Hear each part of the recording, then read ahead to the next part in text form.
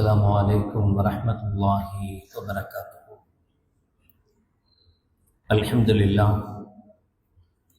الحمد لله نحمده ونستعينه ونستغفره ونعوذ بالله من شرور أنفسنا ومن سيئات أعمالنا.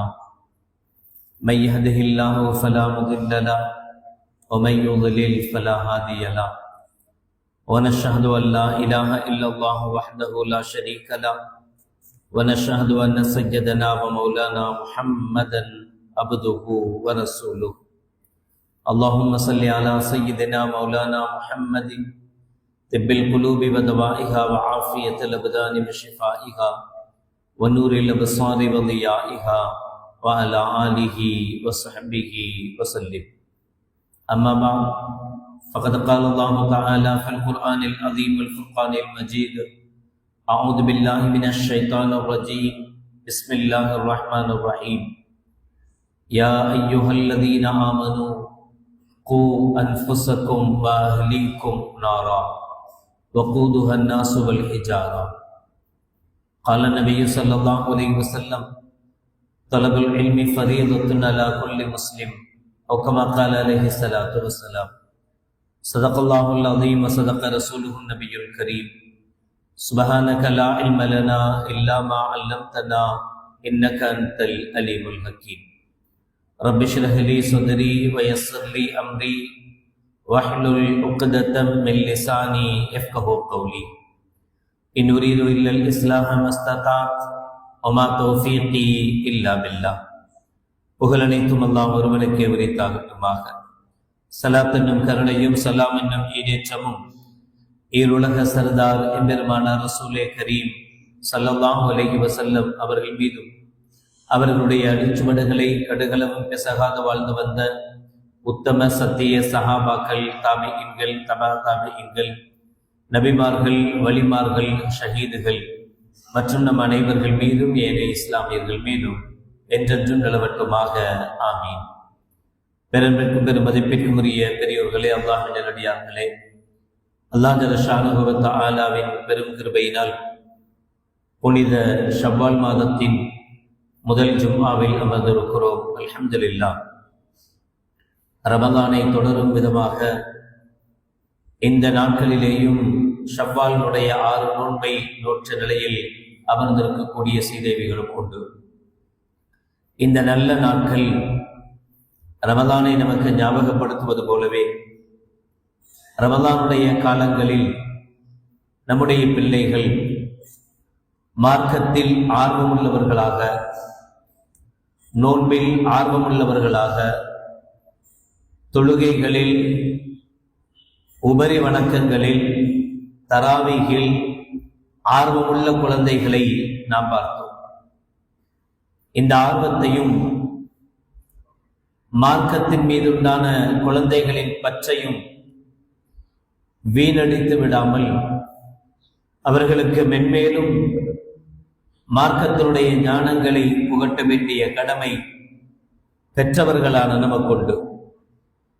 அல்லாஹ் ஜல்ல ஷானஹு வ தஆலா நம்முடைய குழந்தைகளை நமக்கு அமானிதமாக தந்திருக்கிறான்.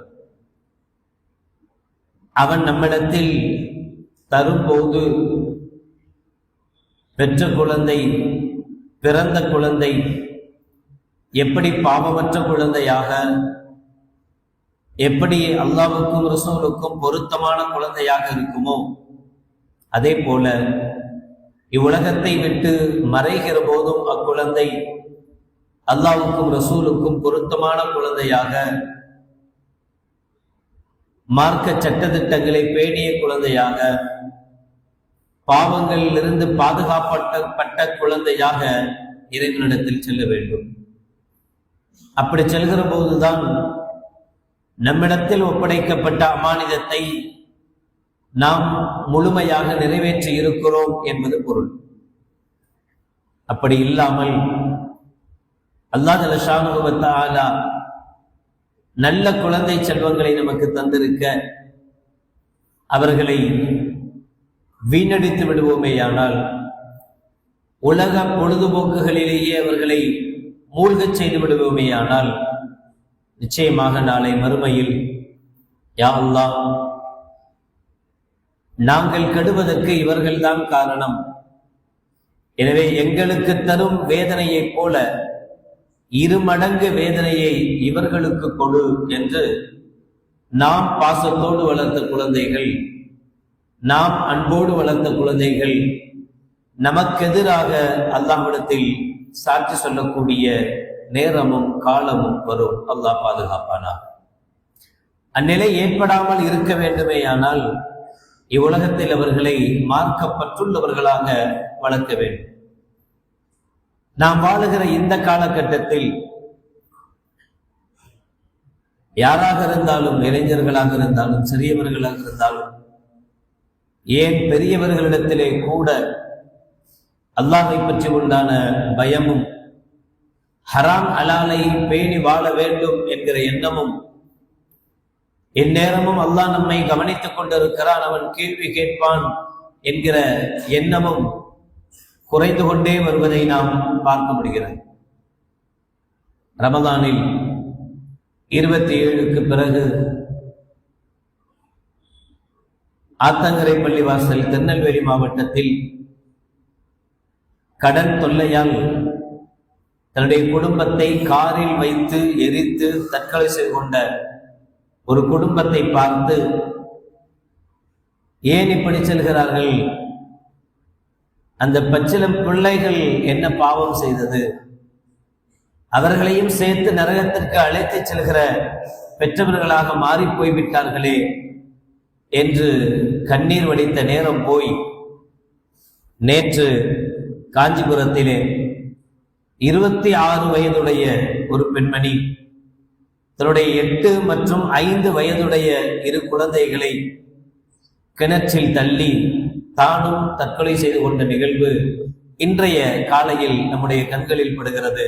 நம் சமுதாயத்தைச் சேர்ந்தவன் கடன் தொல்லையால் தன்னுடைய உயிரை மாய்த்திருக்கிறாள். கூடவே 8 வயது 5 வயது உள்ள குழந்தைகளையும் தன்னோடு தற்கொலை செய்ய தூண்டி அவர்களையும் தற்கொலை செய்ய வைத்திருக்கிறாள். ஏன் இந்த நிலை? தற்கொலை என்பது எவ்வளவு கொடூரமானது, எவ்வளவு கஷ்டமானது. தன்னுடைய பிள்ளைகளை இவ்வளவு சிரமப்பட்டு கஷ்டப்பட்டு வளர்த்து அவர்களை கடைசி நேரத்தில், கடைசி காலகட்டத்தில் மூச்சு திணறி, மூச்சு முட்டி, யாரும் உதவிக்கு இல்லாமல் கொஞ்சம் கொஞ்சமாக கொடுமையை அனுபவித்து, அந்த கஷ்டத்தை நினைத்து பார்த்தால் கூட அந்த தாய்க்கு தன் குழந்தைகளை தள்ளிவிட மனம் வந்திருக்காது. அதையெல்லாம் தாண்டி நாளை மறுமை ஒன்று இருக்கிறது, அல்லாஹ் நம்மை கேள்வி கேட்பான். தற்கொலை செய்து கொண்டவர்களுடைய பாவங்களை அல்லாஹ் நிச்சயம் மன்னிக்க மாட்டான், அவர்கள் நரகத்திற்குரியவர்கள் தான். இந்த உலகத்தில் நாம் படுகிற சின்ன சின்ன கஷ்டங்களுக்காக, இந்த உலகத்தில் நாம் படுகிற சிறு சிறு சிரமங்களுக்காக நம்மை மாய்த்துக் கொள்வதுதான் தீர்வென்றால், தற்கொலை செய்து கொள்வதுதான் தீர்வென்றால், நாளை மறுமை எந்த விதமான எண்டும் இல்லாத, இறுதியும் இல்லாத, முடிவில்லாத காலம், முடிவில்லாத அந்த மறுமையிலே தொடர் நரகத்தை அனுபவிக்கிற சக்தி இந்த உடலுக்கு உண்டா, இந்த உடலுக்கு இருக்கிறதா என்பதை ஒரு கணம் சிந்தித்து பார்த்தால் நிச்சயமாக இந்த மோசமான முடிவுகளுக்கு சமுதாய பிள்ளைகள் தயாராக மாட்டார்கள். அப்படியானால் சிறுவர்களை தாண்டி, இளைஞர்களை தாண்டி, பெரியவர்களிடத்திலேயும் கூட மார்க்கத்தை பற்றி உண்டான ஞானம், மார்க்கத்தை பற்றி உண்டான பயம், மறுமை சம்பந்தப்பட்ட பயம் மிக மிக குறைவாக இருப்பதனுடைய வெளிப்பாடுகள் தான் இவைகளெல்லாம் என்பதை நம்மால் யூகிக்க முடிகிறது.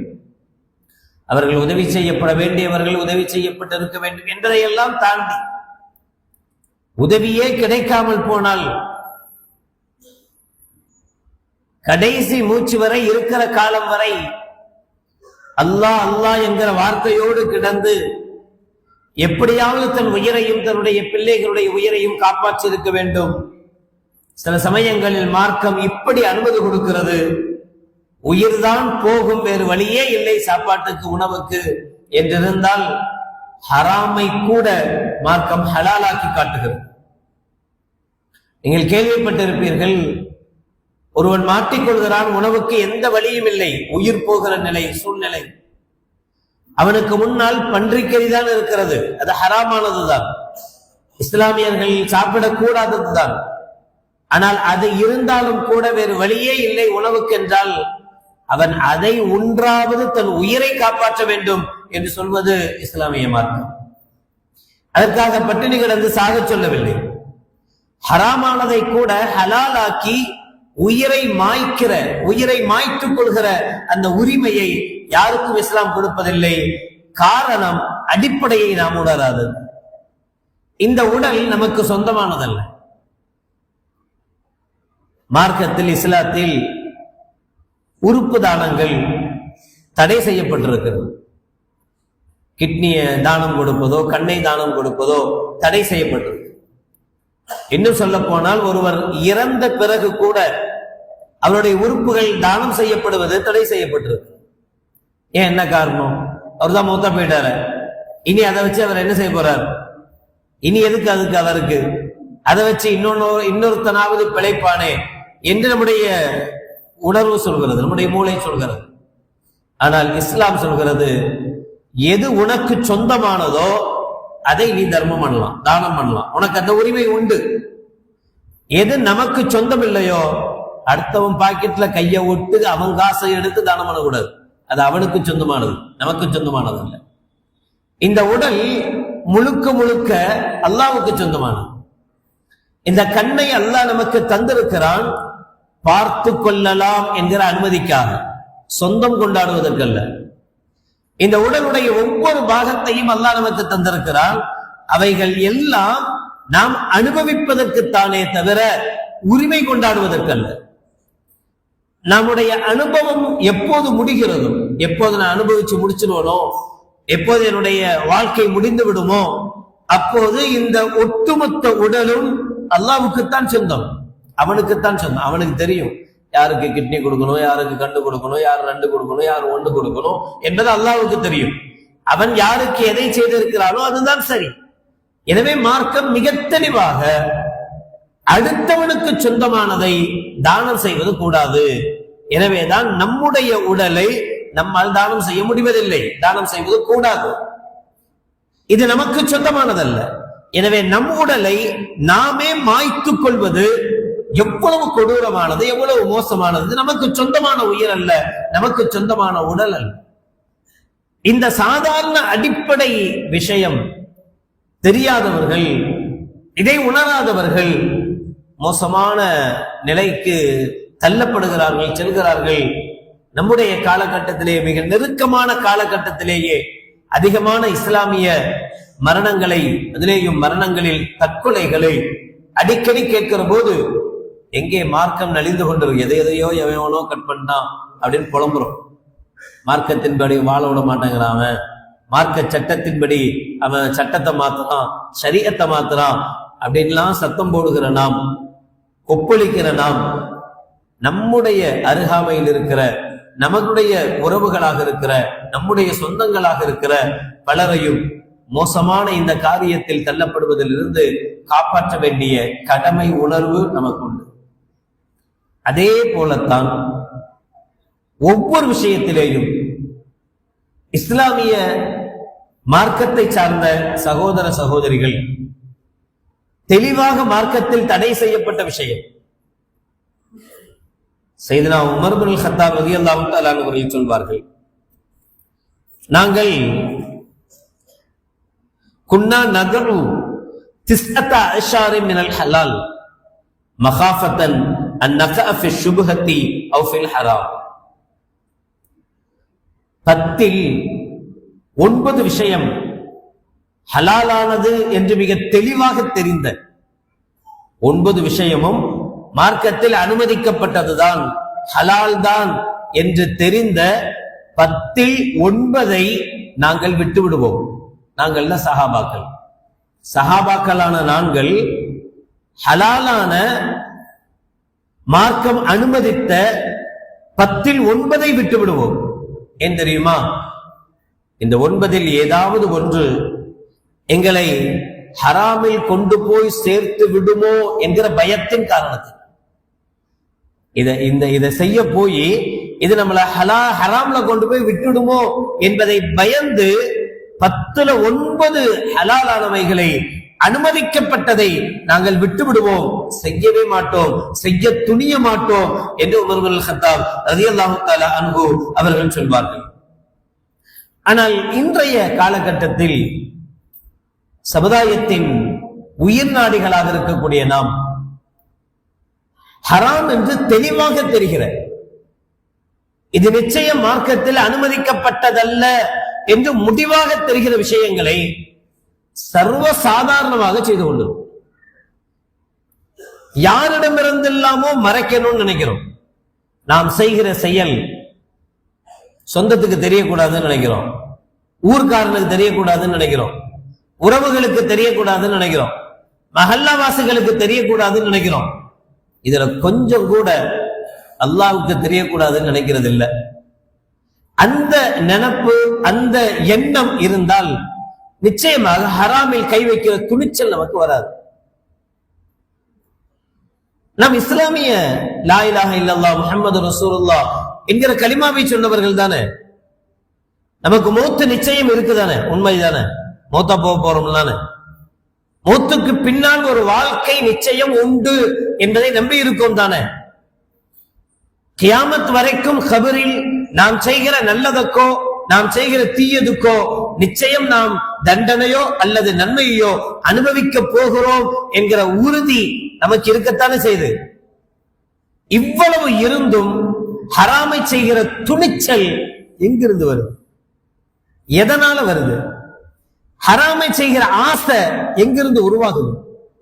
துச்சமான இந்த உலகம், அல்லாஹ்வுக்கு முன்னிலையில் கடலினுடைய நீரில் ஒரு சொட்டு நீருக்கு கூட மதிப்பில்லாத இந்த உலகம், அருகதையற்ற இந்த உலகம், இந்த உலகத்தினுடைய ஆசாபாசங்களுக்காக, இந்த உலகத்தினுடைய சந்தோஷங்களுக்காக, இந்த உலகத்தில் மற்றவர்களுக்கு நான் பெரியவன் என்று காட்டிக்கொள்வதற்காக ஹலாலை எல்லாம் விட்டு ஹராமில் கை வைக்கிற துணிச்சல் நமக்கு பிறகு.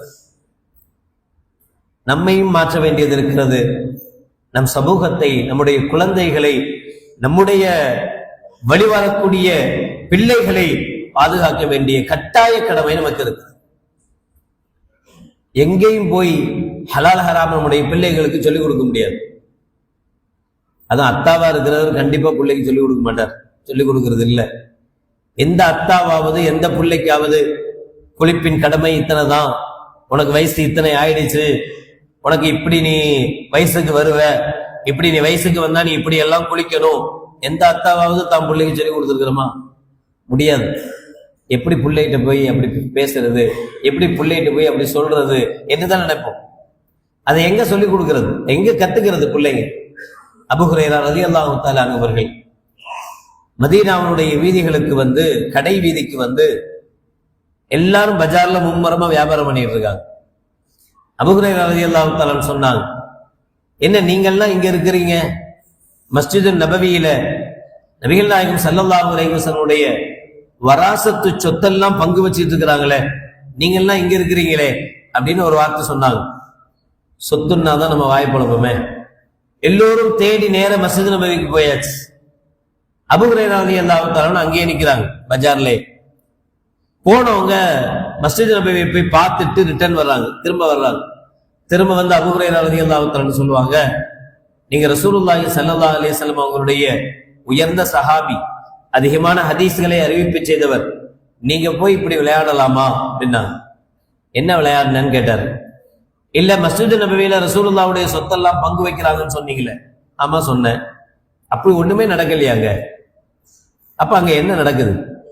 மஸ்ஜிது நபவிக்கு போனீங்களா? போனோம். அங்க என்ன நடக்குது, என்ன செய்யறாங்க? யாரோ ஒரு சிலர் ஓரமான தொழுதுட்டு இருக்கிறாங்க, 2-3 பேரு. ஒரு சிலர் உட்கார்ந்து குர்ஆன் ஓதுறாங்க, ஒரு சிலர் திக்ர் செஞ்சுட்டு இருக்கிறாங்க. இதுதான் பண்ணிக்கிட்டு இருக்கிறாங்களே தவிர அந்த சொத்தெல்லாம் ஒன்றும் பங்கு வைக்கலன்னாங்க.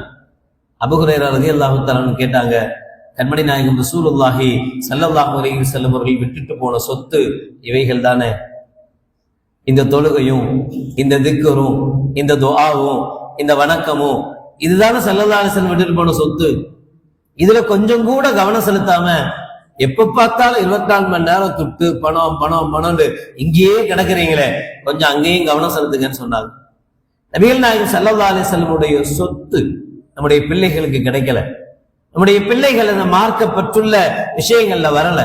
இப்பவும் சொல்றேன், மதரசாக்கள் துவங்குகிற காலங்கள், மதரசால பிள்ளைகளை சேர்க்க வேண்டிய காலங்கள், சாதாரணமா சின்ன பிள்ளைகளை 5 வயசுக்கு மேற்பட்ட பிள்ளைகளுக்காக எல்லா பள்ளிவாசல்கள்லேயும் அங்கங்குள்ள பள்ளிவாசல்கள்ல இலவசமாக 5 பைசா வாங்காம மதரசால அலிபாத்தா அவங்களுக்கு உண்டான மார்க்க தீனியா இது எல்லாமே கற்றுக் கொடுக்கப்படுகிறது.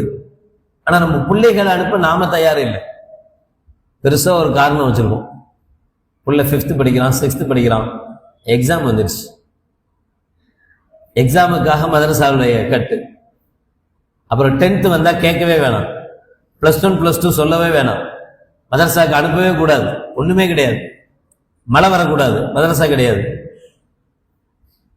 பனி பெய்யக்கூடாது, மதரசா கிடையாது. மழை பெய்யற மாதிரி கூட இருக்கக்கூடாது, மேகம் வந்துடக்கூடாது, பிள்ளைய மதரசாக்கு அனுப்பிடக்கூடாது, கெட்டு போயிடுவான். இப்படியெல்லாம் அனுப்பாம தான் நம்ம புள்ள கெட்டு போனோம். மதரசாக்களுக்கு சிரமப்பட்டு கஷ்டப்பட்டு அவர்களை அஹ்மது இப்னு ஹம்பல் ரஹ்மஹுல்லாஹ் அவர்கள் அனாதையாக வாழ்ந்தவர்கள். 4 இமாம்களில் ஒருவர். அனாதையாக யத்தீமாக இருந்த பிள்ளைய அவங்க அம்மா அதிகாலையில விடிய காலையில தம் பிள்ளைய எழுப்பி அலங்கரித்து நல்ல ட்ரெஸ் போட்டு நல்ல பிள்ளைய ரெடி பண்ணி மதரசாவுக்கு கூட்டு போகிற வளமை அஹ்மது இப்னு ஹம்பல் ரஹ்மஹுல்லாஹ் அவர்களுடைய அம்மாவுக்கு தாய்க்கு இருந்தது. 1 கோடிக்கும் மேற்பட்ட ஹதீஸ்களை அறிவிப்பு செய்தவர்கள் அஹ்மது இப்னு ஹம்பல் ரஹ்மஹுல்லாஹ் அவர்கள். அந்த தாயினுடைய பாசமும் கரிவும், என் பிள்ளை எப்படியாவது ஓதணும், என் பிள்ளை எப்படியாவது மார்க்கத்தை தெரிஞ்சுக்கணும் என்கிற அக்கறையும் அஹ்மது இப்னு ஹம்பல் ரஹ்மஹுல்லாஹ் அவர்களை தந்தையே இல்லாத பிள்ளையாக வளர்ந்தாலும் கூட மிகப்பெரிய மார்க்கத்தின் இமாமாக மாறுகிற சக்தி அவர்களிடமிருந்து கிடைத்தது. நம்ம பிள்ளைகளை மார்க்கத்தினுடைய விஷயத்தை அதிக ஈடுபாடு செலுத்துறது, அதிகமாக பயான்களை கேட்க வைக்கிறது, குர்ஆனை ஓத வைக்கிறது. நான் அடிக்கடி சொல்வது, நம்ம பெத்த புள்ள நாம இறந்த பிறகு நம்முடைய ஜனாசா தொழுவைக்க தகுதி இல்லாதவனா நின்றா அதை விட கேடுகட்ட நிலைமை நமக்கு வேற எதுவுமே கிடையாது. நம்ம புள்ள எப்படிப்பட்ட பிள்ளையா இருக்கணும்னா, யாரோ தொலை வச்சு பின்னாடி நின்று தொழுகிற பிள்ளையா இருக்கக்கூடாது. நான் மௌத்தா போனா எனக்கு ஜனாசா தொழு வைக்கிற முழு பவரும் சக்தியும் என் புள்ளைக்கு இருக்கணும், என் புள்ள தொலை வைக்கணும், தொலை வைக்க தெரியணும். எத்தனை பிள்ளைங்க அத்தாவுடைய ஜனாசாவை பள்ளிவாசலுக்குள்ள விட்டுட்டு பள்ளிவாசலுக்குள்ள கூட வராம வெளியிலே நிக்கிற பிள்ளைங்க எத்தனை பேர் இருக்கான்? நம்ம பிள்ளைகள்ல எத்தனை பிள்ளைகளுக்கு ஜனாசா தொலை தெரியும், தொலை வைக்க தெரியறது 2வது விட்டுரும். எத்தனை பிள்ளைகளுக்கு ஜனாசா தொலை தெரிகிற பிள்ளைகள்? இளைஞர்களே எடுத்துக்கோங்க, சின்ன பிள்ளைங்களை விட்டுருவோம். இளைஞர்கள்ல எத்தனை பேருக்கு ஜனாசா தொழுகை தொலை தெரியுது, அதுல என்ன ஓதணும், என்ன செய்யணும், எப்படி தொழுகணும் என்கிற முறை எத்தனை பிள்ளைகளுக்கு தெரியுது? நம்ம வஃபாத்தானா நம்முடைய ஜனாசாவை குளிப்பாட்டுகிற மெத்தட் முறை பிள்ளைக்கு தெரியுமா? யார் யாரோ சம்பந்தம் இல்லாதவரோ நம்முடைய உடம்பு குளிப்பாட்டணுமா? நம்முடைய மறை உறுப்புகளை தொட்டு கழுகணுமா? அந்த முழு பவர் முழு சக்தியை நம்ம பிள்ளைக்கு தானே இருக்கு. நம்ம புள்ள தானே அதை செய்யணும். நம்ம புள்ள நம்முடைய ஜனாசாவை குளிப்பாட்டுற பிள்ளையா, நமக்கு ஜனாசா தொழு வைக்கிற பிள்ளையா இருக்க வேணாமா, மாற வேணாமா? 5ல் விளையாதது 50ல் விளையுமான்னு கேட்பாங்க. இந்த சின்ன வயசுலேயே பிள்ளைகளுக்கு மார்க்கத்தை கற்றுக் கொடுக்க நம்ம தவறிட்டோம்னு சொன்னா நிச்சயமாக அந்த குழந்தைகளை நினைத்து கவலைப்படுகிற பெற்றோர்களாகத்தான் நம்மால் வாழ முடியுமே தவிர இம்மையிலும் மறுமையிலும் துளி அளவு கூட அந்த பிள்ளையினால் நமக்கு பிரயோஜனம் கிடைக்கும். அதே சமயம் அந்த பிள்ளைகளை மார்க்கப்பற்றோடு மதரசாவினுடைய பள்ளிவாசலுடைய இணைப்போடு, நான் அதைத்தான் திரும்பவும் சொல்றேன், ரமலானுடைய மாசத்துல எவ்வளோ சந்தோஷமா இருந்தது அந்த பிள்ளைங்களுடைய தொழுகையும். அந்த பிள்ளைங்க 20 ரக்காத்து நின்று பெரியவங்க கூட சடைஞ்சு கீழே உட்கார்ந்துடுறாங்க, மாஷா அல்லாஹ் அந்த பிள்ளைங்க ஆர்வத்தோட சந்தோஷமா நின்று 20 ரக்காத்து நின்று தொழுகிறான், 30 நோன்புகளும் கஷ்டப்பட்டு ஸ்கூலுக்கு போறதோட சேர்த்து வைக்கிறான். அவன் முடியும் நம்புறான், கெடுக்கிறது நாம தான். நோன்பு வச்சுட்டே ஸ்கூலுக்கு போற பிள்ளைக்கு ஒரு மணி நேரம் 1/2 மணி நேரம் மதரசாக்கு வந்துட்டு ஸ்கூல் போறது கஷ்டமா? கஷ்டம் இல்ல, நாம கெடுக்கிறோம். இல்ல என் புள்ள நல்ல படிக்கணும், டியூஷனுக்கு போகணும், அது செய்யணும், இது செய்யணும், எல்லாம் செய்யலாம், கடைசியில மார்க்கம் இல்லாம போய். எனவே எந்த மஹல்லாவில் நீங்கள் வாழ்பவர்களாக இருந்தாலும் சரி, எந்த பள்ளியை ஒட்டி இருப்பவர்களாக இருந்தாலும் சரி, எல்லா பள்ளிகளிலேயும் எல்லா பள்ளிவாசல்களிலேயும் மதரசாக்கள் துவங்குகிற காலங்கள் இது. உங்களுடைய பிள்ளைகளை நிச்சயம் மதரசாவுக்கு அனுப்பி வைத்து அவர்கள் மார்க்கத்தை கற்றுக்கொள்கிற ஹலால் ஹராம் சம்பந்தப்பட்ட விஷயங்களை இப்போதே சின்ன வயதிலிருந்தே மனதில் பதிய வைக்கிற நிலைகளை நிச்சயம் அவர்களுக்கு உருவாக்குங்கள். அல்லாஹ் ஜல்ல ஷானஹு வ தஆலா நம் குழந்தைகளை சொர்க்கத்திற்கு சொந்தக்கார குழந்தைகளாக, நம்மை சொர்க்கத்திற்கு அழைத்து செல்கிற குழந்தைகளாக ஆக்கி அருள் புரிவானாக. வாஹிரு தஅவானா அல்ஹம்துலில்லாஹி ரப்பில் ஆலமீன். அஸ்ஸலாமு அலைக்கும் வரஹ்மத்துல்லாஹி வபரகாத்துஹு.